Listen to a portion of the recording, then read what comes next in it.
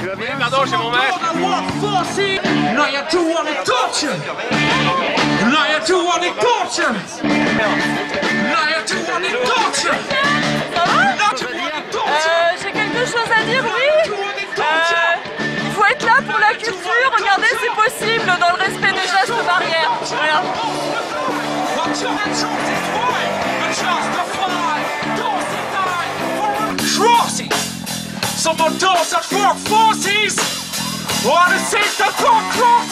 Ce collectif fin février, suite aux annonces de la ministre de la Culture, quand on s'est rendu compte que notre année 2021 allait être environ comme la première, on compte plus les incohérences de la gestion de cette crise et on ne peut pas accepter de laisser le gouvernement nous préparer un après-Covid aussi mal géré que l'avant-Covid et que le pendant-Covid.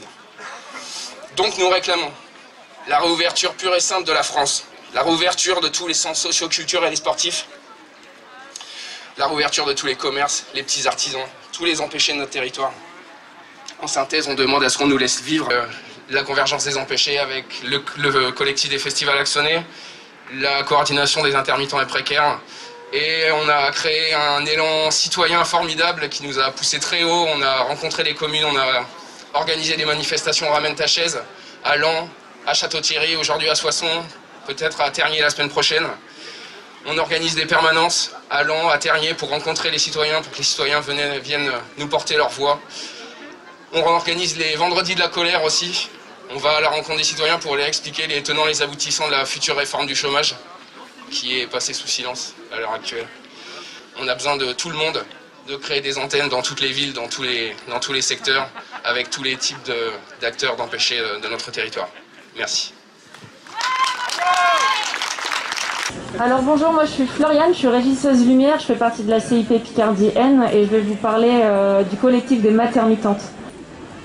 Nous sommes le collectif des maternitantes. Nous défendons depuis 2009 les droits des intermittents et précaires en situation d'arrêt maladie ou de congé maternité. Nous soutenons l'occupation en cours du théâtre de l'Odéon et exigeons que soient immédiatement prises des mesures d'urgence pour tous les salariés et toutes les salariés discontinus qui n'ont aujourd'hui plus accès au congé maternité et maladie indemnisés parce qu'ils n'ont pas repris une activité suffisante. Laetitia a appris mi-février qu'elle était atteinte d'un cancer très agressif du sein. Elle ne sera pas indemnisée durant son arrêt.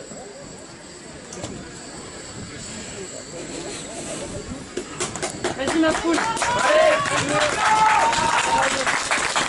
Oui, madame. Faute de ne pas avoir pu travailler assez dans les 12 derniers précédents, son arrêt. Marc, 44 ans, technicien son, a fait un infarctus du myocarde le 21 novembre 2020. Il a ensuite été hospitalisé, a subi un triple pontage coronarien. L'arrêt initial de Marc était de 2 mois, il est prolongé depuis. Marc a envoyé son arrêt à la CPM et à Pôle emploi. La CPM a refusé de l'indemniser et Pôle emploi l'a radié. Marc n'a plus aucun revenu depuis le 1er décembre 2020 et sa demande de RSA vient d'être rejetée. Donc voilà, ça c'est vraiment des cas concrets en fait, c'est pas une fiction, ça arrive vraiment. Les ministères concernés sont au courant, nous dit-on. Ils en parlent, ils sont très occupés, il faut être patient, patiente. En plein milieu d'une crise sanitaire où il est impossible de travailler, rien n'est prévu par la sécurité sociale pour absorber cette situation. À la lenteur des décisions interministérielles, nous opposons des vies. Oui, des vies dépendent de la rapidité des décisions qui sont prises pour adapter les conditions d'accès maternité et maladie des salariés intermittents du spectacle et de l'emploi. Nous ne sommes pas un dossier de plus dans un coin du bureau, nous sommes l'urgence. À savoir que Mme Roselyne Bachelot a annoncé le 12 mars sur France Info que la question était réglée. Or, elle ne l'est pas du tout. Donc Roselyne Bachelot, si tu nous entends depuis ton lit, on n'entend plus parler de toi, d'ailleurs on ne sait pas où t'es. Et ben nous, on est vraiment dans la merde, donc on aimerait avoir réellement des réponses parce que il y a des vies qui sont en danger en fait. Enfin, en 2021, on a encore à se battre pour des droits fondamentaux. Alors maintenant, on va laisser place à Stan qui va nous lire un témoignage. Voilà. Mon témoignage. Allez, il est un peu stressé, alors on peut l'applaudir pour l'encourager. Allez Stan! Allez Stan! Ça fait un peu beaucoup. Alors, donc moi c'est Stan, je suis technicien du spectacle. enfin j'étais technicien de spectacle, parce que j'ai arrêté de travailler, voilà, le 13 mars 2020. Voilà, j'ai arrêté de travailler, ma vie, bah honnêtement, c'est arrêté ce jour-là. Mon boulot, bah c'est mes potes, et mes potes, bah c'est toute ma vie. Donc je suis technicien du spectacle, et c'est un boulot de passionné, clairement, quoi. Le monde de la culture, c'est juste une grosse coloc, clairement, de plein de gens qui bossent tout le temps ensemble. Des techniciens, des artistes, des maquilleurs, des habilleurs, des techniciens, des cuisiniers, j'en oublie, des centaines. Bref, vraiment des centaines de personnes qui bossent parfois pour un spectacle. Cela fait un an que je suis considéré comme non essentiel. Je suis non essentiel et c'est limite la version sympa des choses. Parfois c'est branleur, chômeur, paresseux. Paresseux c'est cool. C'est sûr, je suis sans emploi, je travaille pas et je cherche pas forcément d'emploi. Hein. Je glande tous les jours chez moi et parce que j'en ai plus rien à foutre. Vraiment, me lever, manger, sourire aux gens, alors que j'ai juste envie de tout envoyer balader, quoi. Ça fait un an que le monde est privé de liberté, de culture, de vivre, et tout le monde s'en fout, quoi. Les gens, ils sont chez eux, tranquilles. Mais réveillez-vous, non? Moi, je suis à bout, je vous jure, j'en peux plus. Sérieusement, là, j'en peux plus. Ça fait un an que j'ai aucune visibilité, aussi bien professionnelle que personnelle. On tire la sirène, sauf qu'il n'y a personne qui l'entend, quoi. Il va falloir vraiment arrêter de se foutre de notre gueule. Moi, je vous jure, je peux plus. J'ai plus envie de rien faire, j'ai plus de motivation. Je suis vraiment détruit, quoi. Le Covid, il m'a déglingué professionnellement et personnellement, moralement, tout ce que vous voulez, quoi. Voilà, ça fait un an et c'est toujours pas fini. Que rajouter de plus, quoi. Donc on attend. Bon, juste pour ça, en tout cas, merci déjà pour tous ceux qui organisent ces moments, parce que c'est juste à chaque fois génial de voir des gens, et c'est grâce à vous, c'est grâce au CIP, c'est grâce à tout le monde qui est là. Voilà, merci. Va repenser en acétone, passer nos vies sur une grille d'accord. Ne soyons pas impressionnables par tous ces gens déraisonnables, vendeurs de peur en abondance, angoissant jusqu'à la décence, angoissant jusqu'à la décence. Sachons les tenir à distance sociale et environnementale.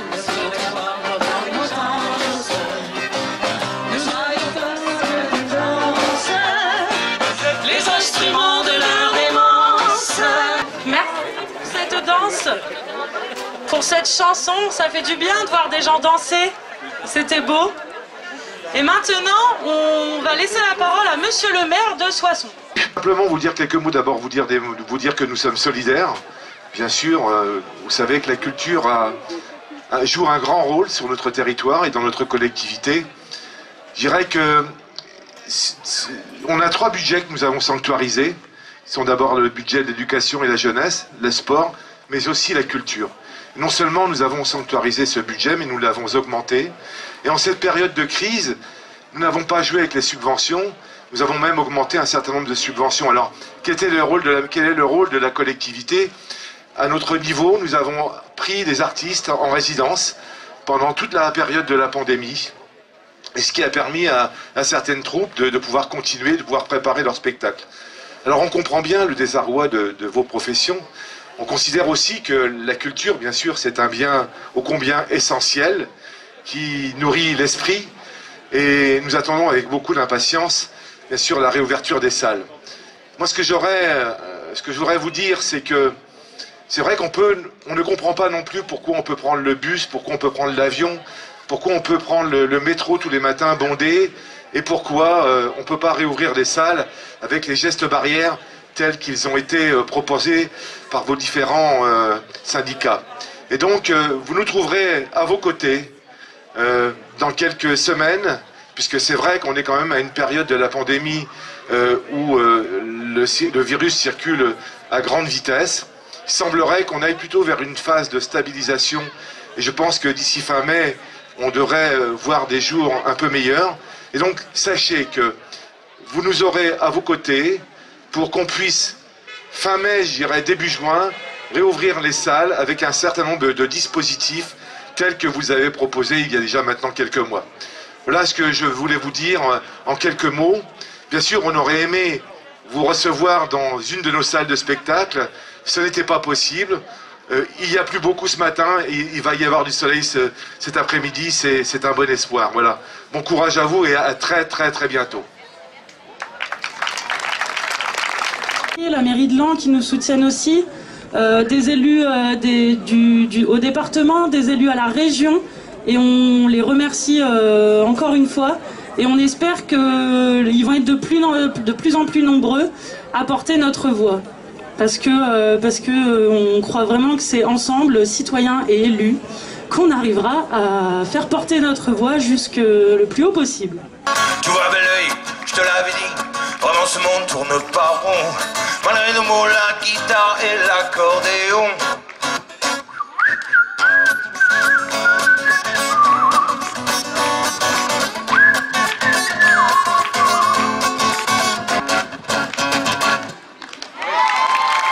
Merci beaucoup. Et tous en avant pour la culture. En 1848, alors que Victor Hugo demande un décret de réouverture des théâtres fermés depuis bien trop longtemps, un représentant de Paris l'accuse de vouloir faire du bruit. Victor Hugo rétorque: ce que je veux, ce n'est pas du bruit, comme vous dites, c'est du pain. Du pain pour les artistes, du pain pour les ouvriers, du pain pour les 20 000 familles que les théâtres alimentent. Ce que je veux, c'est le commerce, c'est l'industrie, c'est le travail, vivifié par ces ruisseaux de sève qui jaillissent des théâtres de Paris. C'est la paix publique, c'est la sérénité publique, c'est la splendeur de la ville de Paris, c'est l'éclat des lettres et des arts, c'est la venue des étrangers, c'est la circulation de l'argent, c'est tout ce que répandent d'activité, de joie, de santé, de richesse, de civilisation, de prospérité, les théâtres de Paris ouverts. Ce que je ne veux pas, c'est le deuil, c'est la détresse, c'est l'agitation, c'est l'idée de révolution et d'épouvante que contiennent ces mots lugubres. Les théâtres de Paris sont fermés. Je l'ai dit à une autre époque et dans une occasion pareille, et permettez-moi de le redire, les théâtres fermés, c'est le drapeau noir déployé. Eh bien, je voudrais que vous les représentants de Paris, vous vinssiez dire à cette portion de la majorité qui vous inquiète, osez déployer ce drapeau noir, osez abandonner les théâtres, mais sachez-le bien, qui laisse fermer les théâtres fait fermer les boutiques. Sachez-le bien, qui laisse fermer les théâtres de Paris fait une chose que nos plus redoutables années n'ont pas faite, que l'invasion n'a pas faite, que 93 n'a pas faite. Qui ferme les théâtres de Paris éteint le feu qui éclaire pour ne plus laisser resplendir que le feu qui incendie. Osez prendre cette responsabilité. Nous sommes en 2021, 173 ans après, et malheureusement, ce texte est toujours d'actualité. Je m'appelle Christophe Marquis, je dirige l'Échangeur, qui est un centre de développement chorégraphique national qui est installé à Château-Thierry. Et avec l'ensemble des centres de développement chorégraphique nationaux, nous saluons et nous soutenons les mobilisations qui ont commencé au Théâtre de l'Odéon et qui se sont propagées dans toute la France. Et bien évidemment l'ensemble des mobilisations qui sont ici dans le département de l'Aisne. Nous soutenons bien évidemment également leur revendication, la prolongation de l'année blanche pour les intermittents et les intermittentes et son élargissement aux travailleurs et aux travailleuses précaires. Le droit des maternitantes pour des congés maternité pour également les femmes qui sont aujourd'hui intermittentes et qui, chose quand même absolument invraisemblable aujourd'hui encore, non indemnisées. La garantie des droits sociaux menacés aujourd'hui. Des mesures complémentaires pour accompagner les artistes, les auteurs, les autrices, les créateurs, les créatrices. Un grand merci à la coordination des intermittents et des précaires de l'Aisne, parce que c'est la 3e manifestation organisée avec du public. Ça fait du bien de se retrouver. Ça fait du bien aussi parce que la coordination a cette générosité d'élargir les revendications et qu'on ne se retrouve pas dans des réunions qui pourraient être considérées comme corporatistes. Ça fait du bien de se dire qu'il y a évidemment ce slogan de la culture essentielle, mais qu'il y a tellement d'endroits absolument essentiels aujourd'hui qui ne sont pas accessibles. On pense, et vous l'avez dit, à l'ensemble des restaurateurs, on pense aux bars, on attend les terrasses ouvertes. Et je trouve que ces moments de générosité font effectivement énormément de bien. C'est un peu long, les théâtres n'ouvrent pas encore, ça ne devrait pas tarder, nous dit-on, on va patienter encore un tout petit peu. Mais il est absolument nécessaire que nous profitions de ces moments de réflexion et d'action pour prendre le temps de voir ce qui se profile, de ce qui se dessine en ce moment, c'est-à-dire une société inégalitaire et sécuritaire. La réforme de l'assurance chômage, exigeons son retrait. Elle va durcir les règles d'indemnisation et faire baisser les allocations de plus d'1 million de demandeurs et demandeuses d'emploi dès le mois de juillet, alors que selon les associations caritatives, il y a déjà plus d'1 million de personnes qui ont basculé dans la pauvreté à cause de la pandémie. Prenons le temps de préparer le monde de demain. Dans quel avenir les enfants vont-ils pouvoir se projeter? Quel imaginaire vont-ils pouvoir se construire? 78% des spectacles que nous voyons ou que nous allons voir bientôt en France ont été mis en scène par des hommes. 57% des spectacles sont chorégraphiés par des hommes. 84% des théâtres sont dirigés par des hommes. C'est pareil dans les arts visuels, dans la musique, dans les musées, au cinéma, dans la bande dessinée. Il faut que les petites filles puissent accéder aux mêmes rêves que les petits garçons. Qu'elles puissent se dire qu'elles pourront être chorégraphes, metteuses en scène, chefs d'orchestre, directrices d'opéra, au même titre que les hommes et dans les mêmes pourcentages.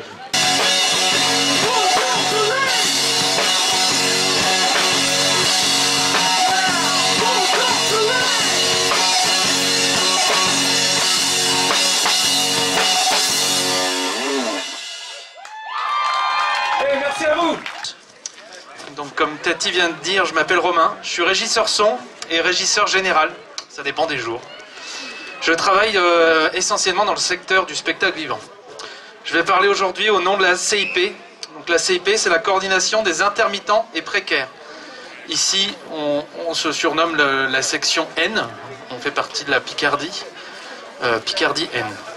Cette coordination existe depuis 2003. Cette année-là, l'assurance chômage était déjà sous le coup d'une réforme qui visait à changer le système de mutualisation des ressources pour instaurer un principe de capitalisation individuelle des droits sociaux. L'objectif était clair, attaquer les annexes 8 et 10 de l'UNEDIC pour les voir disparaître. Ces annexes concernent ce que l'on appelle communément les intermittents du spectacle. Je me permets de faire une parenthèse, car la question est importante. Qu'est-ce que l'intermittence ? Ce n'est pas un statut. Ce n'est pas non plus un métier. Comme je le disais tout à l'heure, le mien c'est régisseur général ou régisseur son, mais pas intermittent du spectacle. C'est donc un régime spécifique de protection sociale. Il a été créé dans le but de maintenir une continuité de revenus sur une discontinuité de l'emploi. Ce n'est donc pas pour répondre à une soi-disant déception culturelle, comme on l'entend parfois, mais bien à une spécificité du travail. Fin de la parenthèse. La CIP organise dans ce contexte d'insécurité sociale croissante des manifestations, des grèves, mais aussi des permanences. Elles permettent, en plus d'informer, de débloquer des centaines de dossiers litigieux, de faire respecter des droits, d'annuler des indus et des radiations. En 2014 et en 2017, cette casse sociale continue avec la disparition en 2 étapes de l'annexe 4 de l'assurance chômage. Cette annexe regroupait une autre partie des intermittents de l'emploi, comme les intérimaires, les extras de l'hôtellerie ou encore de la restauration. Elle permettait également de répondre à leurs spécificités de travail. Malheureusement, ils ont basculé automatiquement au régime général, ce qui ne répond plus à cette spécificité. Noyés dans la masse, ils s'enfoncent encore plus dans cette précarité.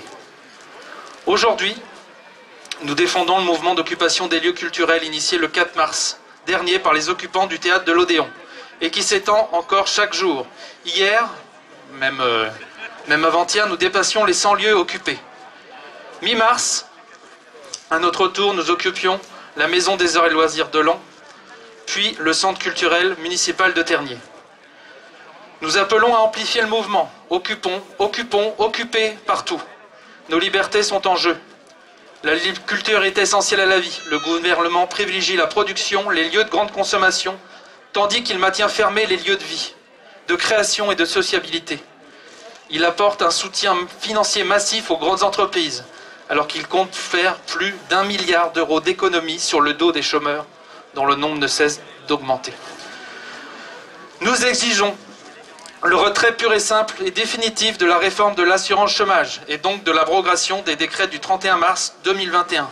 Car oui, le décret est passé dans l'indifférence la plus générale.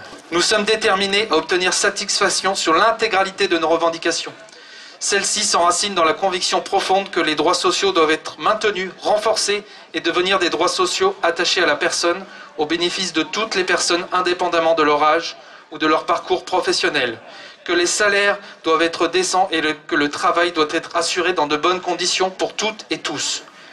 Chacun doit être considéré sans distinction ni discrimination aucune, à commencer notamment par l'inégalité de revenus et de carrière entre les femmes et les hommes, ainsi que les minorités de genre qui doivent cesser. On avait ce slogan « Pas de culture sans droits sociaux ».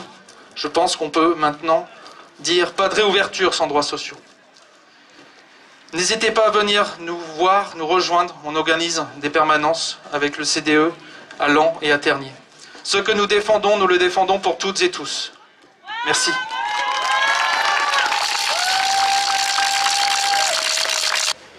Est-ce que vous nous entendez bien? Oui. Vous êtes là avec nous? Julia et Aurel, Festival des Verts Solidaires, Festival Berzik et collectif des festivals Axonais. On va tout vous expliquer. Donc nous parlons aujourd'hui au nom du collectif des festivals Axonais qui regroupe 10 festivals du territoire de l'Aisne. Le CFA, il a été créé il y a 2 ans pour faciliter l'organisation des festivals, pour mutualiser du matériel, des moyens humains et logistiques. Au lendemain des annonces de Mme Bachelot, ministre de la Culture, nous nous sommes à nouveau rassemblés pour discuter du maintien ou non de nos festivals pour la 2e année, pour discuter de leur organisation par rapport aux annonces, mais aussi pour nous soutenir moralement. Pour rappel, l'année dernière, il y a eu seulement 2 événements qui se sont déroulés dans l'Aisne. Le Festival des Verts Solidaires, donc membre du collectif des festivals Axonais, et les Automnales de Coucy. Suite à la rencontre des festivals et face à de nombreuses incertitudes, nous avons écrit une lettre à Madame la ministre de la Culture et nous allons vous en présenter nos principales revendications. J'ai pas l'habitude de parler dans un micro, j'ai plutôt l'habitude d'organiser un festival et donc d'être derrière et c'est impressionnant en fait. Nos festivals sont organisés bénévolement et sans mécénat. Ils dépendent financièrement de la consommation des spectateurs, buvettes et restauration sur place. C'est pourquoi il est impossible pour nous d'envisager qu'ils soient indexés sur la réouverture des autres lieux et institutions du pays à une date encore inconnue. Sans ces recettes, clairement, nous ne pouvons simplement pas organiser nos événements. Il est promis une enveloppe de 30 millions d'euros, je cite, pour concourir à la mise en place de formats alternatifs en 2021, cela pour l'ensemble des esthétiques, musique, théâtre, danse, etc. Nous demandons à la ministre de nous garantir l'intégration de nos festivals, s'ils sont maintenus en 2021, dans la répartition de cette somme. Nous demandons également que soit allouée une enveloppe spécifique aux organisateurs qui ne seraient pas en mesure de mettre en place une forme alternative de leurs événements et qui ont déjà annoncé des annulations. Nos organisations représentent un manque à gagner important localement. Il s'agit de nos fournisseurs, viande, légumes, boissons, brasseurs, cafetiers, hôtels, gîtes, etc. Il s'agit des prestataires techniques pour les locations de scènes, de matériel. Il s'agit des services de sécurité ou des services de premier secours que nous embauchons, des techniciens que nous employons. Et surtout, du bonheur que nous vous apportons. Concernant les mesures sanitaires imposées, nous demandons d'établir des protocoles adaptés à chaque situation sur la base des propositions des acteurs de terrain. En effet, nous connaissons nos festivals, nous connaissons nos lieux, notre public, pour avoir des propositions réfléchies et qui correspondent à une réalité du terrain. Nous sommes bien sûr prêts à travailler aux côtés des services de l'État afin de préparer au mieux nos événements dont la date approche à grands pas, moins de 2 mois pour certains. Et nous voulons aussi maintenir une culture essentielle pour tous et au plus proche des populations. Voilà. On va espérer que vous allez chanter un peu avec nous.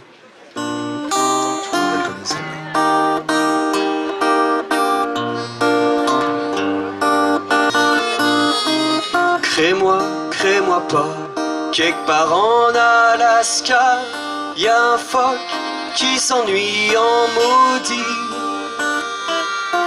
Sa blonde est partie gagner sa vie dans un cirque aux États-Unis.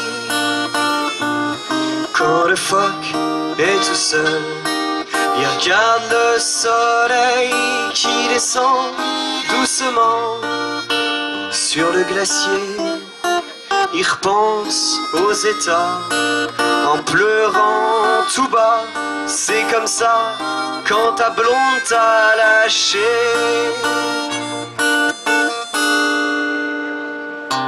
Ça ne vaut pas la peine de laisser ce qu'on aime pour aller faire tourner des ballons sur son nez. Ça fait rire les enfants, ça dure jamais longtemps, ça fait plus rire personne quand les enfants sont grands. Quand le phoque s'ennuie, il regarde son poil qui brille comme les rues de New York. Après la pluie, il rêve à Chicago, à Marilyn Monroe. Il voudrait voir sa blonde faire un show. Mais c'est rien qu'une histoire, je peux pas m'en faire à croire. Mais des fois, j'ai l'impression que c'est moi qui est assis sur la glace, les 2 mains dans la face. Mon amour est parti, puis je m'ennuie. Ouais.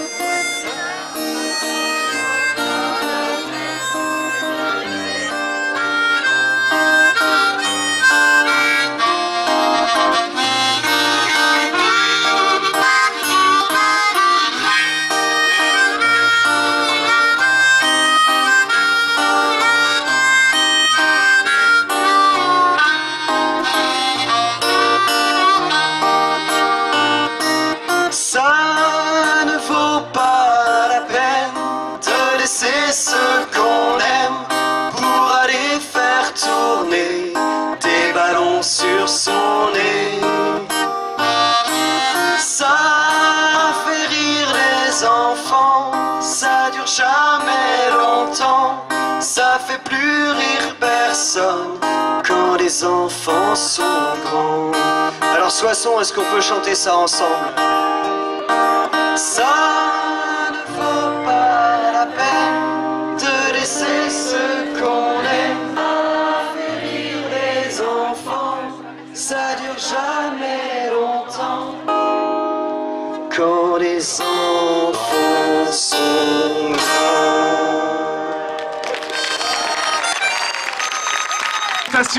De nous permettre de participer du mieux qu'on peut à cette réunion pour le social, pour l'humanité, pour la culture. Merci à vous. Bon après-midi.